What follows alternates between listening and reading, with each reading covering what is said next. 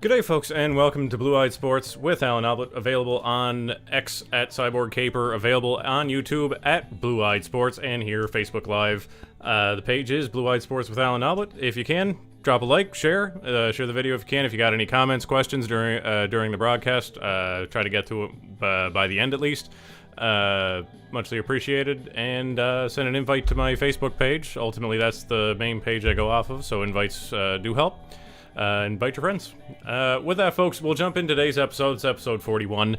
And just a quick reminder about the scheduling right now in the Premier League with the FA Cup going on. We finished off match week 20 this week today with Brighton and Wolves. They're playing today, the 22nd of January. Now, it doesn't pick up the Premier League games until Tuesday next week on the 30th of January. With that being said, all of the round 4 FA Cup games will happen Thursday, Friday, Saturday and Sunday, and one game on Monday. So a quick turnaround for some teams going into the next match week. Things kind of tight here with the schedule. But again, FA Cup games this week, Premier League, match week 21, will be picking up the following. Sorry, 22. Match week 22. This week's 22. Or 21. Ugh. So we've already gone over the FA Cup games. We've already gone over the first half of games that happened already the last weekend, and we'll jump right into the other half of games. And folks, doing well again with picks. Again, the first half went 4-1 in the first 5 games. Now, as of right now, again, the Brighton game, Wolves game has not happened yet. That's at 3:45 today. Picks going for the rest of the weekend here. Arsenal, I called them to win over Crystal Palace 3-0. That ended up being a blowout 5-0 before we get into the actual stuff about the game here. Brentford, Nottingham Forest. I did call Forest to go in and win that in Ivan Toney's debut and return to the Premier League. Unfortunately, that ended up being a 3-2 win for Brentford. Sheffield United, called them to be a 3-1 win over West Ham United and Sheffield United. Predicted 3-1 for West Ham and ended up being 3-2 West Ham. And Bournemouth versus Liverpool, called Liverpool to take that down 3-1. I was right on the amount of goals. Unfortunately, they were all for Liverpool in a 4-0 blowout. With that, again, the game today, I'm calling Brighton to take that game 2-1. We'll have to see how that plays out. And before getting into the episode tomorrow with the NHL standings, I'm going to try to update on that. So we'll finish off the match week.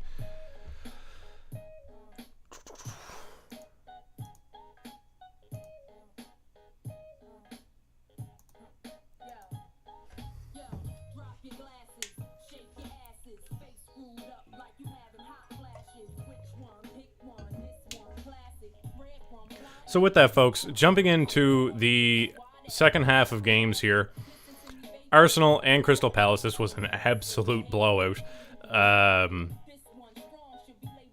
Absolute blowout. So, one thing I'm going to say about this game is Leandro Trossard leaving Brighton for Arsenal. I thought he would be a lot more on the bench, and he has seen a lot of bench time, but when he does come on the field, he fits into the team so well. And his quality really shows off in this team, and it's quite impressive, and I'm just glad to see Trossard on being taken to a big team and being used. Also, with this game, folks, and how poorly this went for Crystal Palace in a 5-0 blowout, Roy Hodgson's job has been up for debate the last little while, especially with them needing him back, him coming back and turning it around from the previous manager, but now seen at the game today is Graham Potter, folks. So the former Chelsea and Brighton manager, is he, like, who else is really the front runner for this position that's already around? Looking at it, I would love to see Crystal Palace take Graham Potter. He deserves another opportunity at a Premier League team. Absolutely deserves it. Unfortunately, I think he just hit a mess with the spending of Chelsea. But with that being said, I do think that Roy Hodgson could be replaced by Graham Potter, and he looks like the likely man, especially being at the game. Maybe Roy lining up his replacement and maybe gladly stepping aside for Graham Potter. I don't really know about that, but we'll have to see if that develops. With that, folks, the opening goal was in the 11th by Gabriel McAleese. If I say that right, I'm sorry if I didn't. Assisted by Declan Rice. Later on, there ends up being an own goal. Dean Henderson gets a called against him. So a 2-0 run into the end of the half. And this just carries on from here. Leandro Trossard with a great goal in the 59th. You have a whole round of substitutions, and then late goals, repeating goals from Gabriel Martinelli, and fantastic quality goals. Eddie Nketiah getting him... Nketiah was kind of in the middle of the field, and Martinelli just coming down the left side, and Nketiah with the great pass, getting it into the far side, and he pretty much does it again, only he gets the ball from Jorginho instead, and both of these happening in the 90+4 and the 90+5, so like in stoppage time, he ends up getting a double, and goals that didn't have to happen. The game was well in hand. With that being said, folks, the possession in this game was 60 to 39.4. Shots on target were 6-5 in favor of Arsenal, and pretty much everything in favor of Arsenal here. Overall shots attempted were 21-12. Touches 745 to 526. Passes 561 to 362. Tackles 17-11, despite having the possession. So very, very aggressive for Arsenal without even with the ball. Clearances, of course, this kind of suspected with the possession. 27 for Crystal Palace, 17 for Arsenal. Corners, however, Crystal Palace had plenty of opportunities off of set pieces with 7 corners to 6, and with the possession, fouls conceded 12-8, and Arsenal with the advantage of 8. Again, a 5-0 win for Arsenal, and I did take this to be a 3-0 win. I just wasn't expecting Martinelli to score unnecessary goals in stoppage time.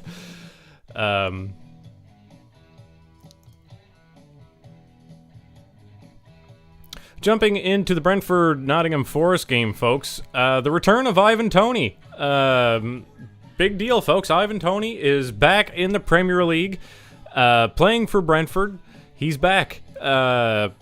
Danilo ends up opening the scoring early in the 3rd minute. He ends up getting credit for the goal.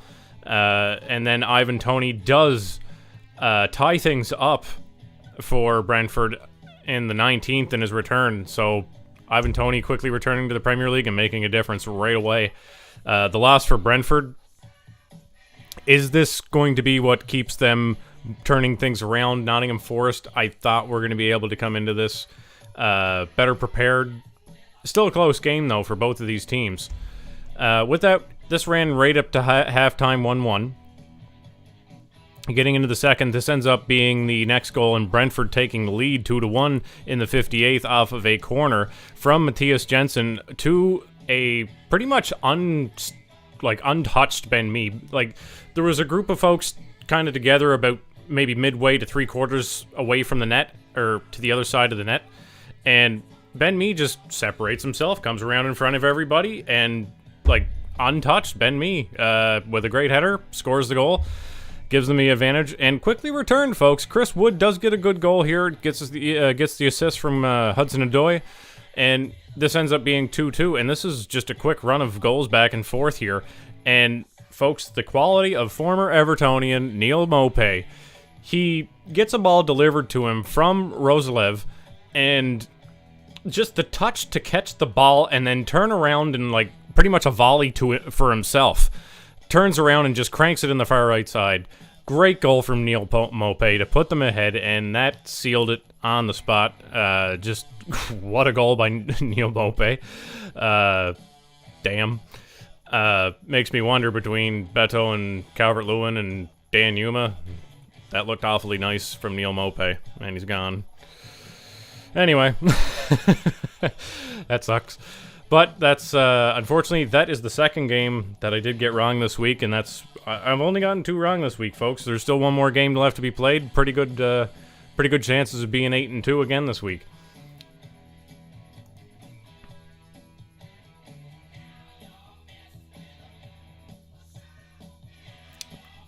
Is that what I finished?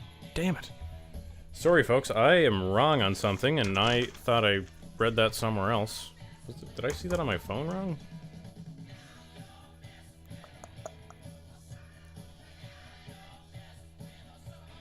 Okay. It wouldn't be wrong here and there. No, it is. Okay, so wrong. I could end up finishing 7-3. I'm 6-3 right now, folks. The Sheffield United game was a 2-2 draw. I called that to be a 3-1 win for West Ham. Unfortunately, Sheffield United able to steal that with a penalty in stoppage time, and deep in stoppage time. 13 minutes of stoppage time. Ultimately, red cards on both sides. Ryan Brewster taking one for Sheffield United, but also Vladimir Kufal, a very crucial red card in that stoppage time and only halfway through it, evening things up. But with that, the opening goal was Maxwell Cornet, the former Burnley man, getting some time with Mohamed Kudus off at the African Cup of Nations. Finally seeing him scoring a first Premier League goal with them. Good for him. This was added up to a tie before halftime by their loanee from Villarreal, Ben Brereton Diaz, the former Blackburn guy, tying it up before halftime. This leads into a penalty for James Ward-Prowse. Danny Ings ends up drawing the penalty, and it ends up being taken by James. Again, another man I wish Everton would have signed. But James Ward-Prowse, fitting so well into West Ham, scores the goal, gets them the lead. And again, this ends up leading into Ryan Brewster taking the red card. And I thought this is where West Ham had the game. I stopped watching personally. And then Vladimir Kufal, I didn't know about this. He ends up getting a second yellow for a red carding. Both of his yellows in stoppage time, folks. A little bit reckless on Kufal's part. And this ends up leading to, later on, a penalty for Oliver McBurney to tie it up and steal a point. And Sheffield United kind of playing spoiler to West Ham there.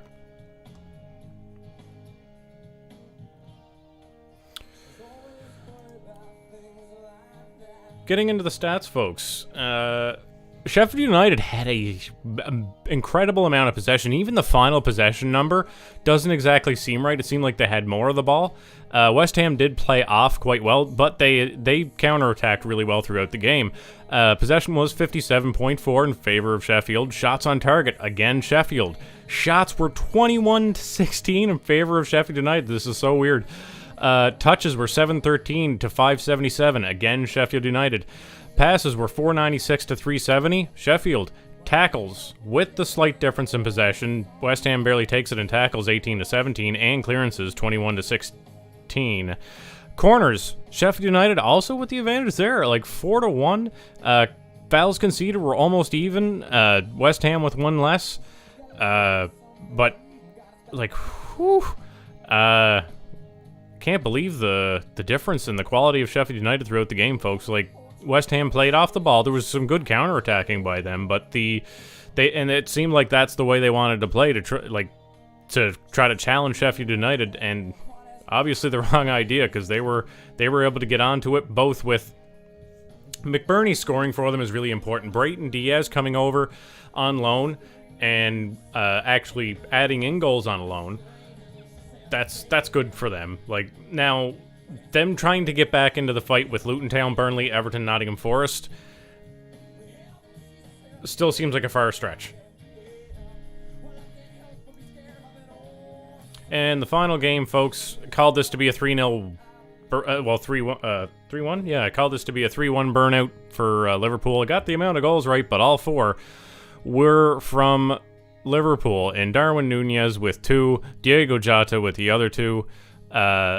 Ultimately, Bournemouth played really well in the first half in keeping it scoreless into like 4 goals in the second half, man. Like, whew, brutal. And it opened up quickly. Darwin Nunez got the ball from Diego Jota, opened the scoring in the 49th. Then this leads to Jota scoring his scoring his first from Cody Gakpo in the 70th, and then Jota's second is in the 79th from Connor Bradley, and then in stoppage time, Darwin Nunez adding one more from Joe Gomez.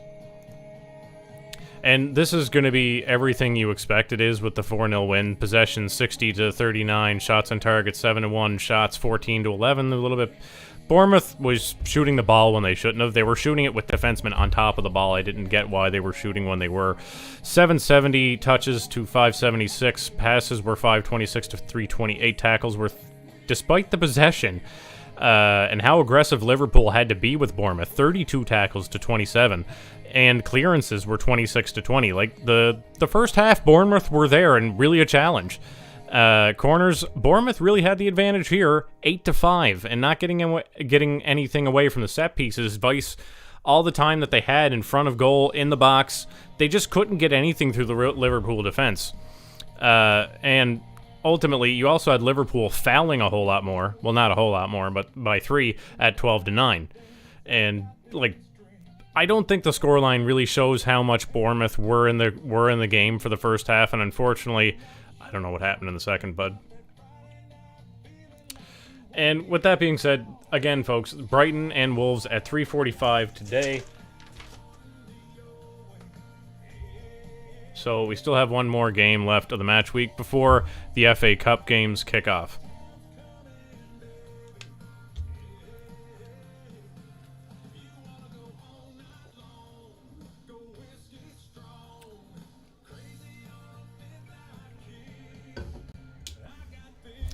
So, jumping into the table, folks, we'll quickly review it. Again, keep in mind that Brighton and Wolves have not played today. With their point, they finally hit 10 points on the year. Sheffield United, they are 10 points, 2 points behind Burnley. Burnley up in 19th, but you've now still got a 4-point gap up to Luton Town in 18th at 16. And Luton Town just 1 point behind Everton. And, excuse me. Folks, I'm not sure where the talk of the current sanction is going, where the talks of another sanction may be going against Everton, but ultimately, I think fans need to stop complaining about us breaking the rules. We've already taken the 10-point penalty. If we get another penalty, this will push us into relegation, and this is going to be a problem, especially with the new stadium, a financial takeover being attempted still. But ultimately, I don't want this lifted in any way because of Manchester City. I want us to take every bit of the penalties that we are going to get in order to ensure that the penalties for Manchester City are not reduced because of our complaining for our penalties. They have 115 charges over 12 or 14 years or however long it is for the same rule, and for one time we got deducted 10 points. I don't want that to change personally. And if this is going to be a real rule that is going to be stuck to or really held on to, and I think we need to just accept it. The second one is where I'm confused, because I thought we broke the PSRs by 20 million, and that's why we're only getting the one. Where this other charge is coming from seems to be confusing. I don't know if this is just being rumors or what, but we've already taken the first one, and we don't want it to turn to 0. If the appeal does work, at least turn it to 5, maybe even 7, to again ensure that Manchester City receives a full-blown attack from the same people. Folks, it needs to happen. Manchester City has broken the same rule 115 times over 12 years, and for one season we broke it by 20 million. How many hundreds of millions of dollars has City broken this rule?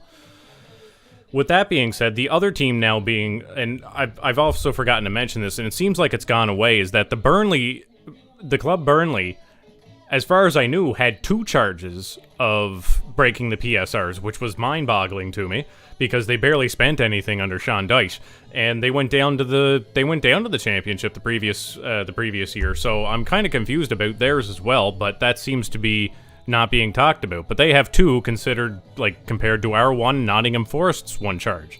And I believe that that Forest, Ben Johnson, who's now with Tottenham, it has to do with him and that transfer not happening in the previous transfer window, which would have stopped them from breaking the PSRs, but unfortunately they didn't meet that because he left in the next transfer window. So despite that, how much of a penalty is Forest going to take for that? Because it seems like that would be the 5-point penalty for being that tight. But where it's such a low number, should it be 3? Should ours be 7? Just for sake of argument. But I don't think that these should be reduced to 0 for any moment. They need to be hard-ridden rules in order to properly penalize Manchester City. And you don't want, like, the hell with it. As far as I'm concerned, every trophy that Manchester City has won over this time, including the treble, every single one is to be stripped. Period. The team needs to be pushed down to at least League One, so they are forced to sell every player on the team and forced to survive on their youth academy. Unfortunately, that's probably not going to happen. Now, depending on what these boards come out with, they might completely resolve Forest, Everton, and Burnley of what they have done. Remember, PSG was completely absolved of their wrongdoing in France because it would have destroyed the entire league. With this, again, the clubs at the top, there's the arguments from everybody else that they get preferential treatment, and it's like there's no talk about City's charges right now. Aside from the actual announcement that happened, that's been the talk. What happens? We're talking about Burnley's 2 charges. We're talking about Everton's first charge and a possible second. We're talking about a minuscule charge against Nottingham Forest. But Manchester City for 12 years, 115 times, breaking the PSRs. So, like, League One, strip every single trophy, force them to have to survive off their youth academy, and even then they probably wouldn't be able to afford that. And the money exchange going back and forth, I don't know, the Premier League office probably doesn't want to go through with it. Like, and they're not going to be able to allow them to get away with this like they were able to allow PSG to do what they did. The French league would have been screwed. And I completely agree with it. Until, like, the last 3 years where the French league has become more important and other teams have come up to be better. And, like, I find that argumentative with teams like Lyon and Marseille up and down. Lille coming so far forward with, Jonathan David being on that side. And being so much better that way. And now, being challenged by the Saudi league. But this was a few years ago now, folks. Unfortunately, I just don't like where this is going. Burnley probably barely breaking these charges twice. Everton barely breaking these charges by $20 million for the first one. And now these rumors of, like, breaking stuff by $250 million is extremely confusing to me. But until that proof is in the pudding, I am not taking anything on the second charge. The first appeal is still going on. And Forest's seems like if there was going to be a penalty and Everton's was reduced to 5 or 7, Forest's penalty should only be 3. But again, I don't want to see it reduced for a single second. If we are charged again and it ends up being another 10-point penalty, holy crap, Forest better get a 10-point penalty. But, like, that seems like not even reciprocal between what Forest and Everton were doing. And that one transfer is what held Forest back in between. That seems like if that was, like, 3 points would be reasonable. I don't even see it as a 5. Maybe if we get our appeal down to 5, that would be okay, and then it would only be a 10-point deduction to follow for Burnley's 2. But again, I really... I would almost, I don't even want to say it because of the financial takeover, the new stadium. It would fall, how much would fall apart if we did get relegated. But just up for argument's sake, folks, just, for us breaking the rules once or twice, Forest breaking the rule once, Burnley breaking it twice, the PSG fiasco, it's not the same. It doesn't seem right, folks. Like, to have all this noise going around these lower clubs and nothing going on about the city charges after one announcement. 115. Moving on, folks. Again, Everton at 17 points, 1 point above Luton Town. Nottingham Forest is 3 points right now ahead of Everton, and they are 1 point behind Palace. So Palace just in a drop, folks. And Brentford, Crystal Palace, Nottingham Forest, Everton, they're kind of all in the same class, but if you take away the 10-point deduction for Everton, Everton would be solely in 12th, 2 points above Bournemouth. So the quality of Everton is not being shown due to their penalty. And they're better than Forest, Palace, Brentford, probably the same kind of quality as Fulham and Bournemouth. And to the point in the season, they have been better. Brentford, 22 points, 1 point ahead of Crystal Palace in 14th. Fulham. Wow. Flashback.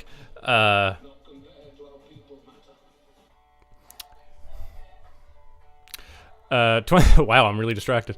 2 points up to Fulham, folks, in 13th. They are 24 points. Really rough last five at 1-0-4.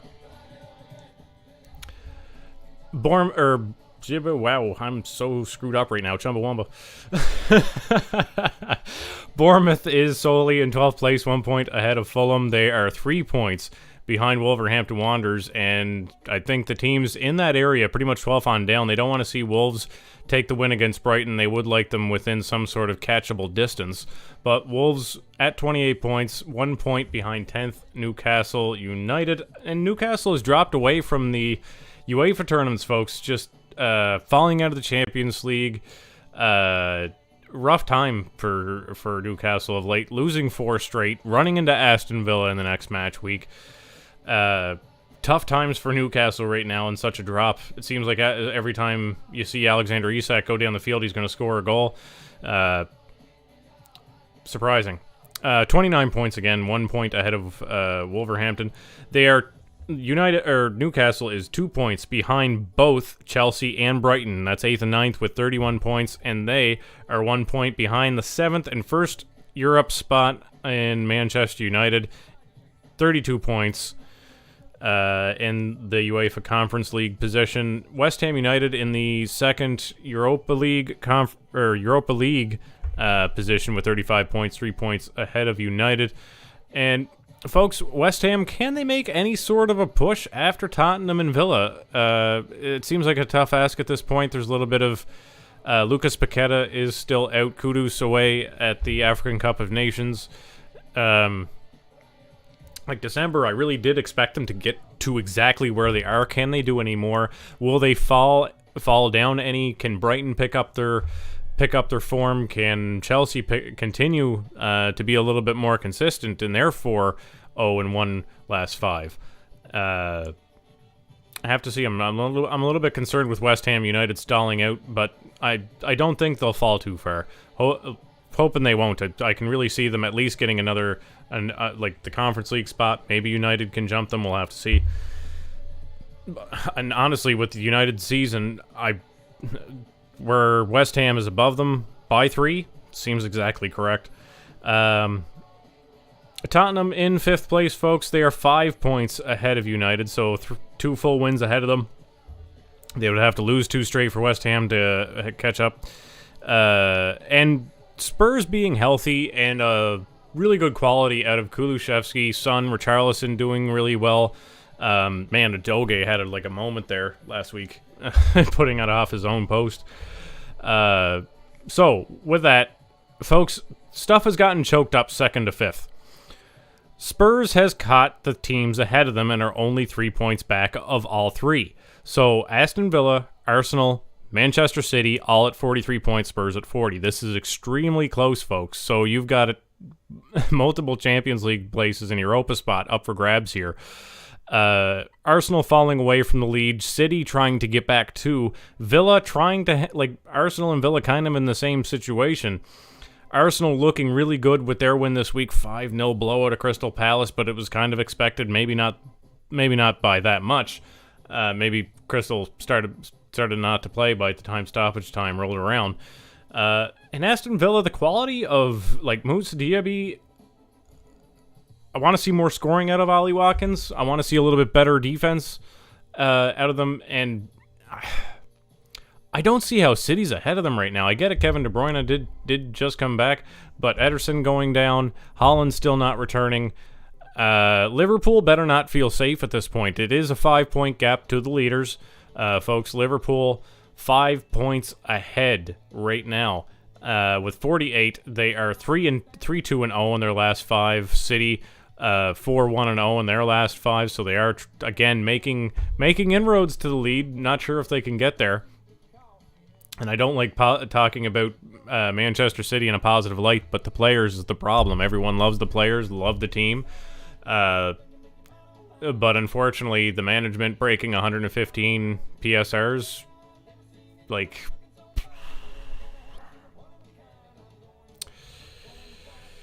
whew, hard to be excited about that. Right now, it looks like Liverpool can do that. I would rather see, obviously, Arsenal and Aston Villa be able to push Manchester City down, maybe even Spurs keeping their quality together and even pushing City down into the Europa League for next season. I really doubt West Ham or Manchester United have any chance of competing really against Manchester City to that degree.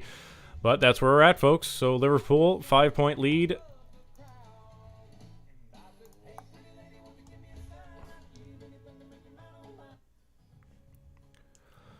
So, folks, that has been episode 41 of Blue Eyed Sports with Allan Noblett. Again, we're available on X at Cyborg Caper, on YouTube at Blue Eyed Sports, and here on Facebook, Blue Eyed Sports with Allan Noblett. If you can send your friends an invite to my page, it'd be muchly appreciated. Drop a like, drop a comment, drop a share of the video if you really feel so about it.